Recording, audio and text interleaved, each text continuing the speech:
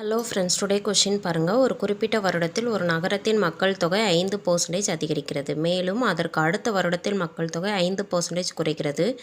இரண்டாவது ஆண்டின் முடிவில் மொத்த மக்கள் தொகை 9975 எனில் முதலாம் ஆண்டின் தொடக்கத்தில் மக்கள் தொகை எவ்வளவுன்னு கேட்டிருக்காங்க. நமக்கு நகரத்தின் மக்கள் தொகை கொடுக்கல, ஸோ அதை எக்ஸ்ன்னு எடுத்துக்கிறோம். இந்த எக்ஸ் தான் நமக்கு 100% இருக்கும். ஒரு குறிப்பிட்ட வருடத்தில் மக்கள் தொகை அதிகரிக்கும் வீதம் 5%. ஸோ 5% அதிகரிக்குன்னா 100ஓட 5 ஆட் பண்ணோம் அப்படின்னா 105% அதிகரிக்கிறது.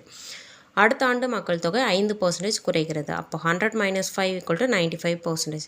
இந்த 5% அதிகரித்து 5% குறைந்ததுக்கப்புறம் மக்கள் தொகை நமக்கு எவ்வளோன்னு பாருங்கள், 9975. So x × 105/100 × 95/100 = 9975. இதை சிம்பிளிஃபை பண்ணோம் அப்படின்னா 9975 × 100/105 × 100/95. இதை அடித்து கொடுத்தோம் அப்படின்னா நமக்கு 10,000 கிடைக்கும். ஸோ ஆப்ஷன் டி தான் கரெக்டான ஆன்சர். தேங்க்யூ.